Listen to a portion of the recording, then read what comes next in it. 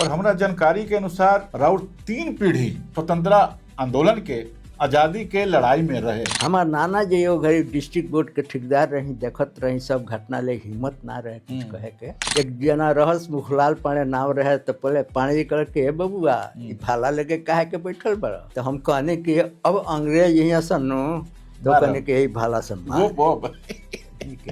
हमनी का जौना उद्देश्य से आजादी के लड़ाई लड़नी सन, वो उद्देश्य तब पूरा हुई जब ये देश में कम्युनिस्टन के राज हुई। कुछ राय दी जो दिमाग में चल रहा बा या जो पहले से हुई, क्योंकि चला रहा बानी वजह भोजपुरी साहित्य परिषद, तो अगर बेहतरी खातिर का मन में आइडिया बा? जन भोजपुरी के संस्कार और संस्कृति के बाद हम पीछे ढकेल रहल बा, ओकरे साथे हमरा लड़े, सरकार के साथ लड़े के बा। ऐसा लोग अश्लीलता बा परोस रहल बा, ओकरो खिलाफ लड़े के बा। भोजपुरी काहे लिखे लगनी?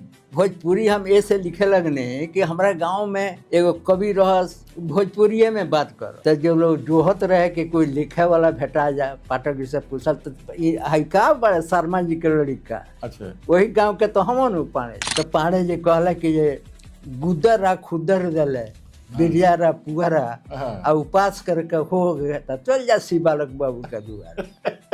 आज के तारीख में अगर हमनी के घर में कोनो समारोह होता तो हमनी के घर ही में नहीं जा मिलत, एकर का कारण हो सकत बा? एकर कारण बा कि मर्सस के जे लोग बा ये से अपन संस्कृति के बचा के रखले बा। वहाँ के लोग कहते रहे कि हमार पूर्वज जन गीता रामायण लेके अइले, वो ही संस्कृति के हमनी के जीवित रखले बानी। ये संस्कृति भारत के संस्कृति है, भोजपुरिया संस्कृति है। कुछ परिवार जन अपन परंपरा के ढो रहल बा, ओकरा के हमने के आउटडेट मान, ये हमरा खुद महसूस करे के पड़ल बा। रउरा सबके सादर प्रणाम। हमनी के बैठल बनी जा सोशल संवाद के स्टूडियो में, और हमनी के भोजपुरी में बात करते नहीं जा। कारण ही बा कि हमनी के भोजपुरी में नया प्रोग्राम बनावत नहीं जा। भोजपुरी के बाजार बहुत बड़ा बा, इलाका बहुत बड़ा बा, और ये बात हमनी के समझ में नहीं आवत, ऐसे हमनी के इस सुख से वंचित बनी जा। तो पहले तो हम लोग के परिचय करा दी कि हमरा सामने जौन हस्ती बैठल बानी, जौन शख्सियत बैठल बानी, वो के है। आज हमनी के उनकरा से बात कल जाई और भोजपुरी के भविष्य, भोजपुरी के वर्तमान और भोजपुरी के अतीत, कला संस्कृति, लोक साहित्य सब विषय पे बात कर ली। पहले यहाँ के हम परिचय देते नहीं, ओकरा बाद यहाँ के नाम है अरविंद विद्रोही जी। प्रणाम। प्रणाम।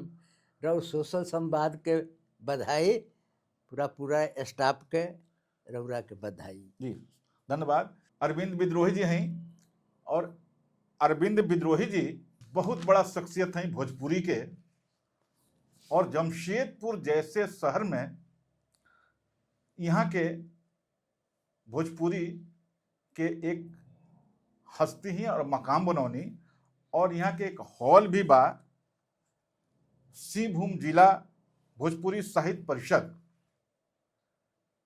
ओकर अध्यक्ष हैं, और भोजपुरी में बहुत काम कनी और बहुत सारा किताब लिखनी। किताब हमरा भिरी बा, सब हम देखाई, सब परिचय रउरा से कराई।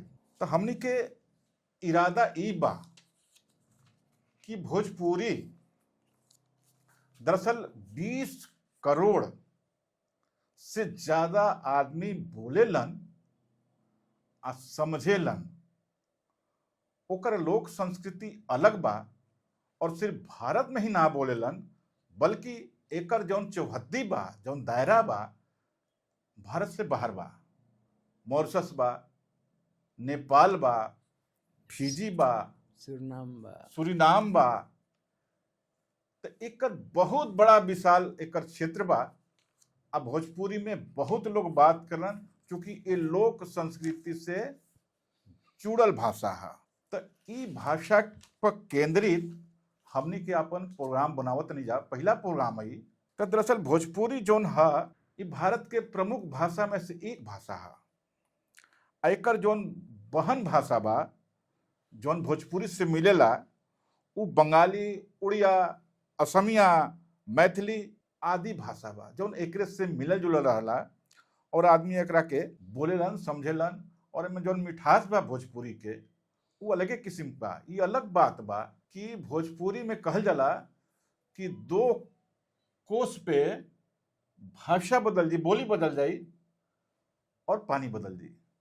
तब भोजपुरी के व्याकरण अलग बा, ये अलग बात बा, लेकिन बोलचाल के भाषा भी अलग बा और सब आदमी बोलेलन और ओकर रस में डूबा रहलन। तो आज हमनी के अरविंद विद्रोही जी से बात कर चाहतनी जा कि भोजपुरी का भविष्य बा, कैसे देखतनी भोजपुरी के बारे में। भोजपुरी के बारे में ही शुरुआत रउरा करी, फिर बाकी हमनी के बात कल ली हमनी के बैठकी में बतकुचन कल जाओ। भोजपुरी के भविष्य उज्जवल बा। ये से उज्जवल बा कि भारत सरकार अबले भोजपुरी के मान्यता नहीं के डाले, अष्टम सूची में शामिल नहीं कर जी जी जी तबो हमार भोजपुरी जी अपन संस्कार के, अपन संस्कृति के, अपन व्यवहार के, अपन सद्भावना के झंडा गड़ले बा।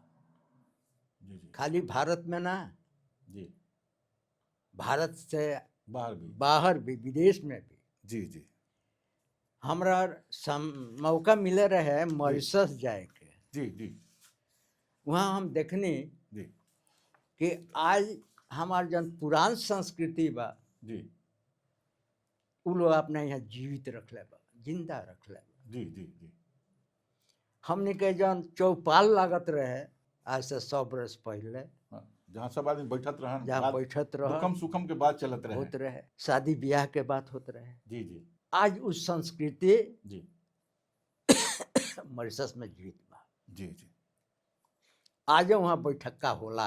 अगर केहू के परिवार में शादी ब्याह बा तो पूरा लोग ओहिमे शामिल होला।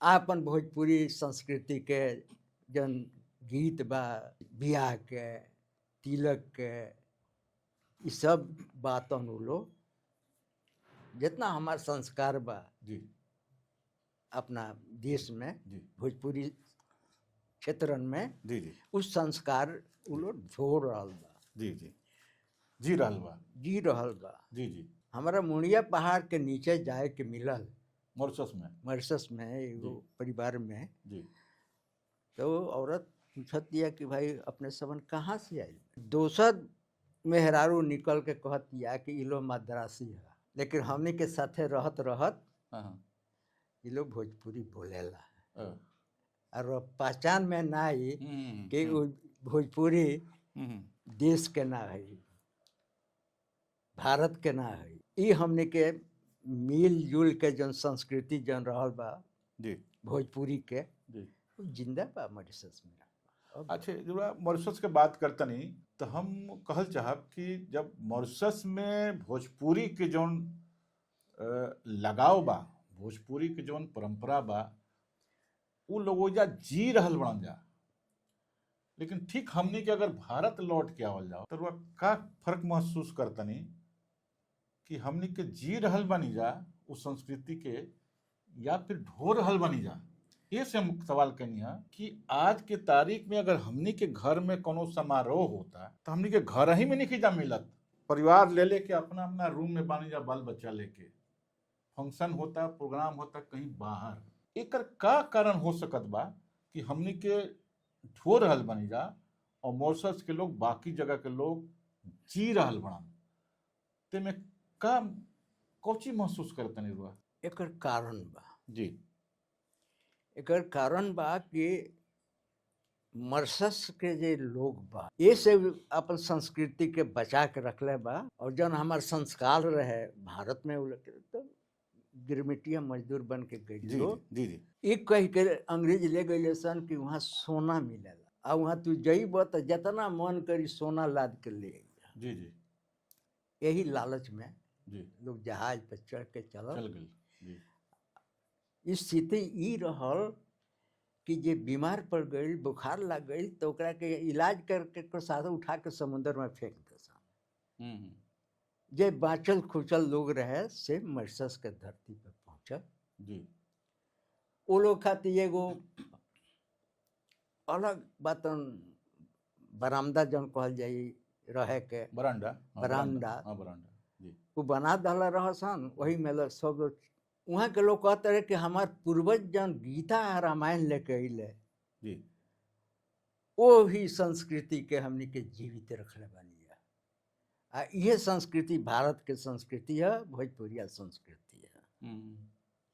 यही से वहाँ के हम संस्कृति जौन देखत तनी कि जो जी रहल बा लोग जी उ हमनी के नहीं की समझी। भोजपुरी भाषा भाषी लोग बातों नहीं के जियत। एकर बा के आधुनिकता के प्रभाव पड़ गई। हम ये कल चाहतनी पश्चिमी सभ्यता जौन बा वो हमनी में भोजपुरी भाषी क्षेत्र के लोगन में घुस गइल बा, ढुक गइल बा और ओकरा पीछे हमनी के दौड़त नहीं जा, ऐसा महसूस करते नहीं बा। एकदम एकदम। यही से शादी ब्याह होता, कोनो फंक्शन होता तो पश्चिमी सभ्यता के जौन रीति रिवाज बा वो ज्यादा हो रहा बा। खान पान में, रहन सहन में, फंक्शन में, गीत गवनई में अब तक कोई गीत गावत नहीं खे। अब तक कैसेट लगा तनी, वीसी पे लगा तनी, मोबाइल से बजा दे तनी और आदमी सुनत रहन। हमने के वही संस्कृति में जी रहल बानी सा जी। आ कुछ परिवार जौन अपन परंपरा के ढो रहल बा जी ओकरा के हमने के आउटडेटेड आउटडेटेड मानते नहीं जाओ मानता है सा।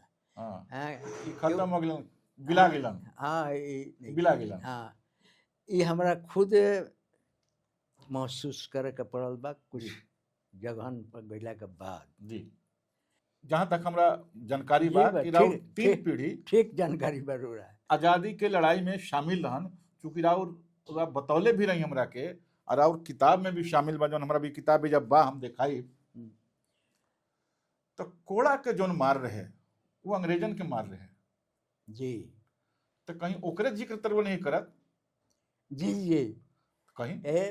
वो बचपन के घटना बा तो बाबूजी बतौने कि अंग्रेज ऑफिसर आई रहे, सब जे कैदी रहे स्वतंत्रता आंदोलन में जो भाग लेला रहे तो ओकरा सैल्यूट देवे के रहे, सलामी देवे के रहे। जी जी तो हमने के अपने जिला के कुछ आदमी रहे, पंडित प्रभुनाथ तिवारी रहे, हम रहे, नगीना बाबू रहस, सिया शरण रहस, सिया और दादा बिहारी के नाम बड़ा चर्चित नाम रहे कौन? दुर्गा प्रसाद राय, एक और घासी राय का भासी राय पूर्वज हमने के। हाँ जी पूर्वज राव रहन। वो बड़ी बड़ी नाम रहे और अंग्रेजन के लड़ाई हाँ, में जब आदमी लड़त रहन। जी तो वो अंग्रेजन के टॉर्चरिंग से हमने के देवरिया जिला में खुखुंदो गांव बा वहाँ रहे आदमी, वहाँ से भागल। जी हथुआ स्टेट हमने के जगह दहलस बसक के, जी जी वो जी हमने के बसनी सा। जी तो हमने के जे पूर्वज रहस भासी राय नाम रहे उनको, तो भासी राय अंग्रेजन के खिलाफ रहस, उनको कायदा कानून मानस ना, जी इससे उनको जमीन जायदाद जितना रहे सब कुड़ुक हो गई रहे। और चौकीदार वहाँ से बतौलत के अरेस्टिंग के आदेश बा, तो वहाँ से भगनी। तो बागी परिवार के केहू राखे ना, लेकिन हथुआ राज घराना वहाँ के बसे के जगह दहलस, परिवार वहाँ बसा के, बाकी भासी बाबा के बस के जगह मिल इतना मिलल, परिवार के बस के जगह मिलल। तो हम वो गांव में खुखुंदो गांव में हम गए रहनी जानकारी लेवे खातिर कि साँचो हमनी के परिवार के लोग अंग्रेजन के खिलाफ लड़ल कि ना। तो गांव में गनी जरा यहाँ रहनी हम कहनी कि भाई हम भासी बाबा के विषय में कुछ जानकारी खातिर आई। तो वो लोग कहल कि भासी बाबा के का जानकारी चाहता रहा, उनको खोदावल तालाब बा आजो इसे सिंचाई होला, ए फलाना कहाँ गई बड़ा, आ तो भासी बाबा के तालाब के तरफ। तो रात दिन तो उनका नाम लोग ले ला। हम कहने कि उनका विषय में और कुछ जाना चाहता नहीं। तो का जाना चाहता रहा, वो देहात में बाबा के कंट्रोल करे खातिर थाना बना रहे अंग्रेजन के जमाना में, गांव में देहात में ई वहाँ के दबदबा रहे भासी बाबा के। हथुआ स्टेट में भी कहीं गांव में अपना परिवार के छोड़ के बसा के अपना साथे जे लोग के लिए रहनी बसा के, वहाँ के कहाँ अरेस्ट भईनी ये हमनी के मालूम नहीं है, लेकिन अंग्रेज उनका के हथकड़ी लगा गाँव में ले आई रह सन, मारत पीटत पूरा गाँव में घुमौल सन। आ गोरखपुर ले गए सर। बाबा कौना जेल में रही हमके इनके जानकारी। मालूम। तो हम बतावने कि हमारा परिवार के लोग कहेला कि बाबा अंतिम समय में जेल से भाग रहस हथकड़ी के साथ। राउर ओवरी उम्र का रहे जब याद बार उड़ा कुछ ना कि सुनो सुनाओ कथा हम कहतनी। सुनल सुनल कहानी कहते याद जितना बा और ओकरा के थोड़ा सा बताई जौन थोड़ा सा रुआ देखनी आजादी के लड़ाई। हाँ, आज़ादी के लड़ाई में हम वो घरे 8 साल के होके 8 साल के रही बाबूजी हमारे जेल में रही। तो 8 साल के थोड़ा सा यादाश्त तो रहल मन में। हाँ हाँ, तो थोड़ा सुहे बताई उ दौर के घटना सुनाई। उस समय के घटना ये बा कि पूरा गांव जवार जिला सब अंग्रेजन के खिलाफ में रहे। आज ये मुखिया जो रहे जे ये लोग के नेतृत्व करत रहे जी वो लोग के पकड़ पकड़ के जेल में डाल दिया जाता रहे। हमार बाबूजी वो तार काटत में घायल भैनी। तार कैसन वो जन तार होला ना बिजली के तार, टेलीफोन वगैरह के। टेलीफोन के तार। हाँ, तो 10 गो लड़का खड़ा होकर ओकरा कान्हा पर लड़का चढ़ा फिर ओकरा कान्हा पर हाँ। चढ़ के। तो बाबूजी सबसे छोट रहे हाँ, ऊपर तो जाता। ऊपर काटत रहे। तले अंग्रेजन के नजर में पलटन हाँ गुजरत रहे देखलस बस फायरिंग भइल बस सबके भागल है। बाबूजी तप से गिर गए ने वहाँ के लाठी चार्ज हो गई कपार फाट गई आ टांग के जीप में लाद लगा। हमार नाना जी वो घड़ी डिस्ट्रिक्ट बोर्ड के ठेकेदार रही देखत रही सब घटना ले हिम्मत ना रहे कुछ कहे के। लेकिन 500 रुपया वो बेरा खर्च के फर्स्ट एड वहाँ का करौनी। बाबूजी हमारे बच गए नहीं। वहाँ के सजा भई।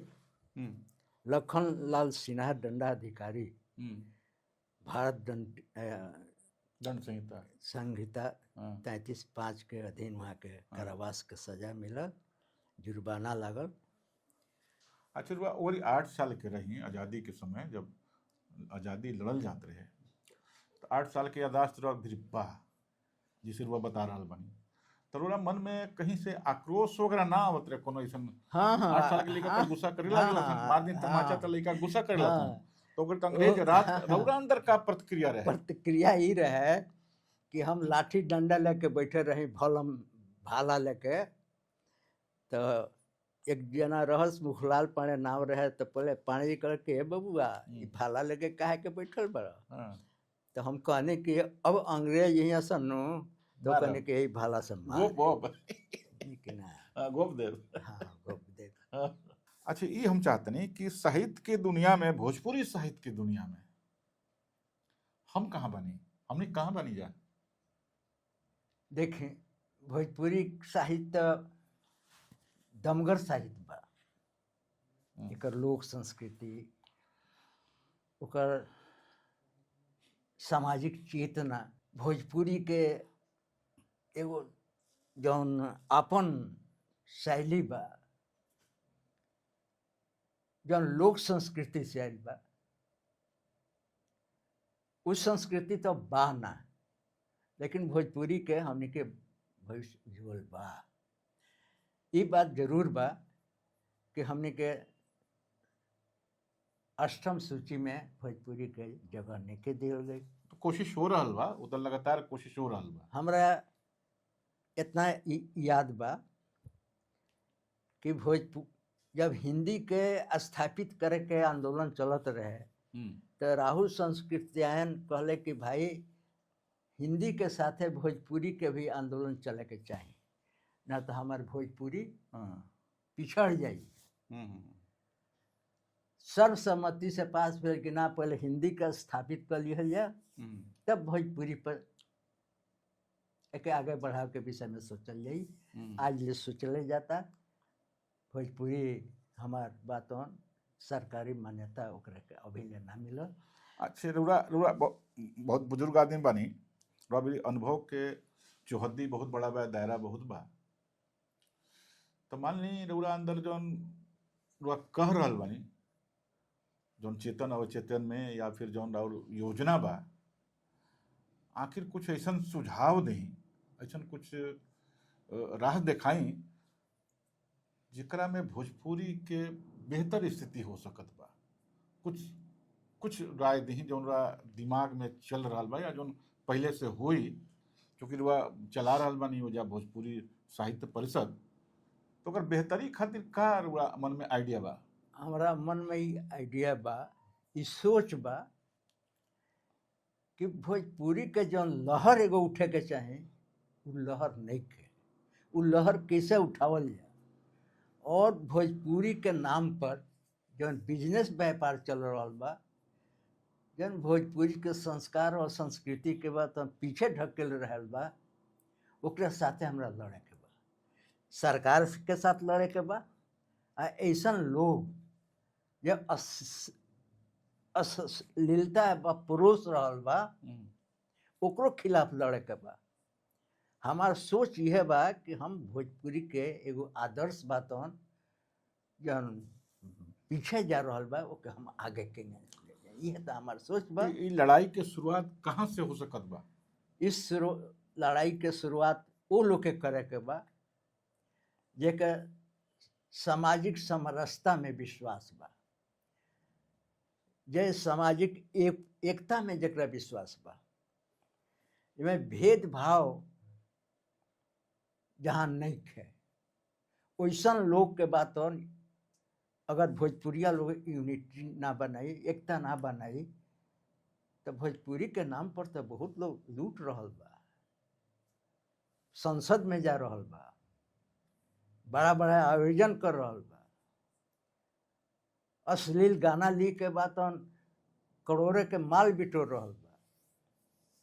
वैसे तो हमारे भोजपुरी के जो संस्कार और संस्कृति बा जीवित ना रही। ऐसे एक लहर उठावे के जरूरत बा देश के अंदर। तो ये लहर कहाँ से उठी? लहर जहाँ हम बाने, हम जितने में बाने, हम प्रयास करें कि हमारा भाई भोजपुरी भाषा भाषी लोग के ये रास्ता पर पकड़े के होई। मतलब पहले दिमाग में लहर बनाई, सोच के स्तर पर लहर बनाई, ओकरा बाद मैदान में आई। जी, एक जगह तो शुरू करब न रुआ। हाँ हाँ। तो राउर कहे के हिसाब से पहले हम अपन सोच में लहर उठाई, सोच के लहर बाद फिर हम व्यवहार में आई। शायद ये कह चाहते नहीं, यह कहा चाहते हैं। अब हम चाहते नहीं, रउरा फिर बहुत सारा विकल्प रहे, रउरा कोनो भाषा में लिख सकत रही। वैसे रउरा भोजपुरी या भाषी क्षेत्र कहीं गोपालगंज कहीं, तो रउरा जौन कह रहल बनी, अभी हम रउरा दिखा रहल बनी किताब, राउर पहले दिखावत नहीं हम, शिला लेख की टीस, अरविंद विद्रोही जी की किताब है। एक कौन का लिखल बा में ये बात ऑन ये तो लेख बा में, लेख बा। दूसर का बा जमशेदपुर मजदूर आंदोलन के विस्मित जन, कॉमरेडो पे है, अरविंद विद्रोही जी की किताब है। इनकी किताबें हैं, प्रकाशित किताबें हैं जो मैं आपको दिखा रहा हूं। इतनी किताबें शायद हिंदी में भी नहीं लिखी गई हैं जितनी कि भोजपुरी में लिखी गई हैं। भोजपुरी में खूब यहाँ के लिखले बानी, और सब किताब रुआ के हम दिखा रहल बानी। दांत के नीचे दांत, अरविंद विद्रोही जी की किताब है। कविता संग्रह, व्यंग संग्रह है भोजपुरी में। भूली बिसरी यादें संस्मरण पर बा किताब, यहाँ के हिंदी में बा, हिंदी भोजपुरी में बा। ये देखिए व्यंग संग्रह बा, 13वीं का भोज, यहाँ के किताब है। जलती रहे मिसाल, जलती रहे मशाल, एक किताब है। किताब है कौची पे भाई किताब? एक किताब बा हमार पूरा राष्ट्रीय आंदोलन में हमार परिवार जन लड़ल बा, ओ पे बा किताब, ओइ पर बा जौन हम अभी हम चर्चा कहनी है। यहाँ के 3 पीढ़ी राष्ट्रीय आंदोलन में, आजादी के आंदोलन में जौन लड़ले बानी जा 3 पीढ़ी, ओ पर यहाँ के किताब लिखले बानी, जेकर नाम है जलती रहे मशाल।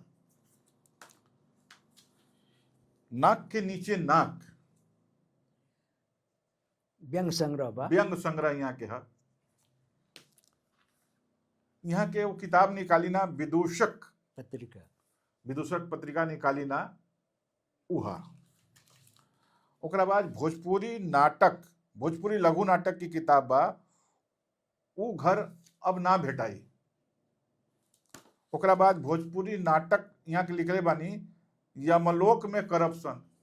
अब ले भारत में हमने करप्शन बात करत नहीं जा, अब यहाँ के तो जमलोक पहुंच गए नहीं। वहाँ के करप्शन के खाका यहाँ के पेश कैले बानी।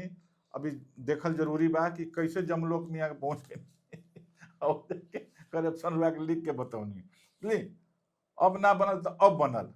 भोजपुरी लघु नाटक बा कब्रिस्तान के उद्घाटन, बहुत चीज के उद्घाटन हो रहा बा, एगो कब्रिस्तान के उद्घाटन बाकी रहे, वो के यहाँ कदनी देखी। इतना किताब लिखले बानी भोजपुरी हिंदी में कि बुझनी कहीं मोटा हो गई बा। तो जमशेदपुर जैसन शहर में ऐसा ऐसन भारी भरकम लेखक बाड़न भोजपुरी के, जौन हमनी के आंख से दूर बाड़न लेकिन समझ में नहीं आवत, और सरकार के उपेक्षा के शिकार भी बाड़न। जी शिकार बनी जरे जी जी। तब शिकारे पर बतियाई, कैसे शिकार बनी जा? शिकार ऐसे बनी सा कि हमने के भोजपुरी भाषा भाषी जे नेता लोग बा, वे हमने के शिकार करता, हमने के वोट लेता, एमएलए एमपी बन जाता, लेकिन संसद में भोजपुरी खातिर एकजुट होकर आवाज नहीं के उठावा। हमनी के नेता जौन बाड़न, जौन भोजपुरी भाषी के नेता बड़न, हमनी के फायदा लेतड़न, लेकिन हमनी के जौन आवाज बा संसद विधानसभा में नैखन उठा पावत। यहाँ के बुजुर्ग राइटर बानी, वरिष्ठ राइटर बानी, जमशेदपुर के सबसे बुजुर्ग राइटर बानी, और यहाँ के कोफ्त बा, शिकायत बा। ये बात उजा तक पहुँचे के चाहिए जहाँ तक पहुँचे के चाहिए। पूरा भोजपुरी काहे लिखे लगनी? भोजपुरी हम ऐसे लिखे लगने कि हमारा गांव में एगो कवि रहस, भोजपुरिये में बात करस जी, कविता में बात करस जी। तो भोजपुरी के बड़ा सम्मेलन सिवान में होते रहे, उनको नाम रहे अंजोर पड़े। अंजोर पड़े नाम तो लोग, बा। हाँ, तो लोग जोहत रहे कि भाई केहू ऐसा आदमी भेटाई कि अंजोर पड़े पर कुछ लिखे। तो हमारे मित्र रहस अर्जुन पाठक जी, वो घड़ी सारण संदेश कह के एगो पत्रिका निकले जी, ओकर संपादक में रहस। तो जी, हम वहाँ उठी बैठी जी, तो जो लोग जोहत रहे कि कोई लिखे वाला भेटा जाए, पाठक जी से पूछल तो है का बड़े शर्मा जी के लड़का, अच्छा, वही गांव के तो हम न पाने। तो हमरा कहले कि भाई तू लिख। तो हम पांडे जी पर शोध कईने, कुछ लोग से मिलने, तो उनके कुछ रचना का हम इकट्ठा कईने। एक आध गो बानगी सुना रहल बानी। हाँ, सुनाई सुनाई। जैसे वो पांडे जी के गाय बैल भैंस रहसन तो दाना के कमी रहे। एगो बाबू साहब के कलुआर चलत मुख पेराव, तो कहले कि खुदर बाबू नाव रहे, एक खुदर हमार माल गोरी खाए के कुछ नहीं खे, अच्छा ले जा, गाड़ी लाद के ले जा जितना खुदर बा। ओकरा बाद से हमरा दरवाजा पर तो हम बाबा रही बिरजा बाबू। तो कहने के ए बिरजा हमारा लहना के बड़ा दिक्कत बा। तो वहाँ कहने के हो पूंज में जितना बान पुआल लाद के ले जा। तो ओकरा गांव के हमरा बहुत धनी मनी प्रतिष्ठ उनका यहाँ गए। तो कहले कि ये तोहरे खातिर रखल बा, जे दे दी, जा जा भाग यहाँ से, बिरजा के यहाँ जा।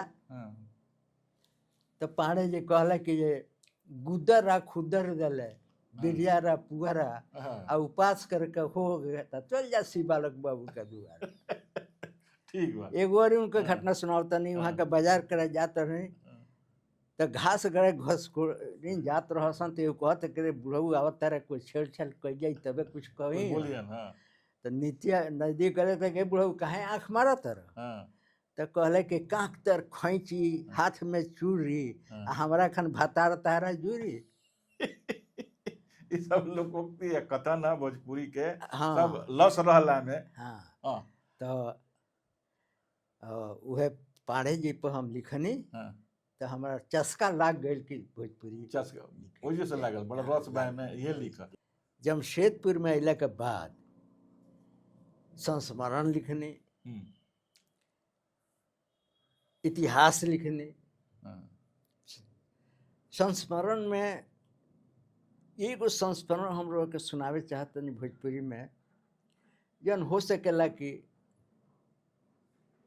रुआ कुछ सोचे के हमारे यहाँ गांव में तजिया लगे, तजिया उठे तो जावना जगह से तजिया उठी तो 4 आदमी कांधा लगा के, हाँ जी बिल्कुल, ढोइयन होके, तो हमरा स्कूल पर जब तजिया आई तो हमारा गांव के एगो ब्राह्मण देवता रहस,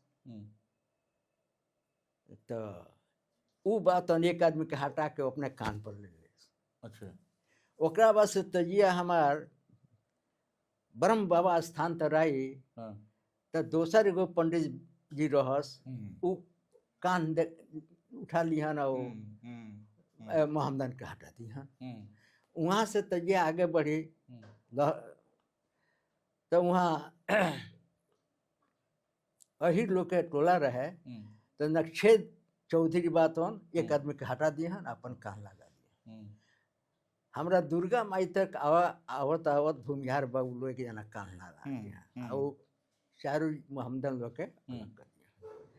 और सबसे पहले तजिया हमरा दरवाजा पर आई तो हमार दादी जमीन लेप दिहन, पानी गिरा दिहन, गुड़धनिया लेके बैठ जइहन, लुटइहन गुड़धनिया के साथ पैसा आ 2-4 पसेरी अनाज चावल बातों दे दिए। वो तजिया गांव गांव घूमी, माने घर घर घूमी।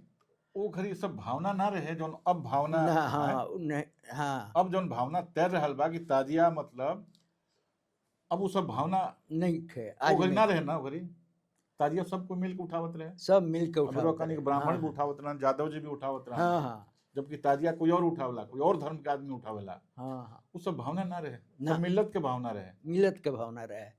और देखें जब ईद आई तो गांव के ग्वाला लोग अब बाबू लोग जरा दूधारू गाय भैंस बा वो एक दिन के दूध बातन रख दे के टोला के मोहम्मदन लोग आई तो ओकरा के दी। ऐसा हमने के भोजपुरिया समाज रहे, ऐसा भोजपुरिया समाज रहे। भोजपुरी में जब किस्सा कहानी जब चलेला ना तो महीनों महीनों चलेला, 1-2 घंटा घटना चले, महीनों महीनों चलेला। पहले महीना महीना किस्सा, एगो किस्सा महीना महीना बल चलत रहे तब जाके खत्म होत रहे। तो भोजपुरी के रस कि सुनाव में कितना आनंद बा और वह सुने में कितना आनंद बा। ये किस्सा हमनी के चलत रही, हमनी के बार बार यहाँ के कष्ट दिया जाई यहाँ के आई अब भोजपुरी के तरह तरह के बात बताई, किस्सा बताई। तो हमनी के आज हमनी के रुआ से विराम लेते नहीं जा, फिर हमनी के तुरंते मिलल जी। अब भोजपुरी पे हमनी के फिर बात कर जी, कौन नया विषय पे, भोजपुरी पे ही। शुक्रिया सब कोई के, नमस्कार।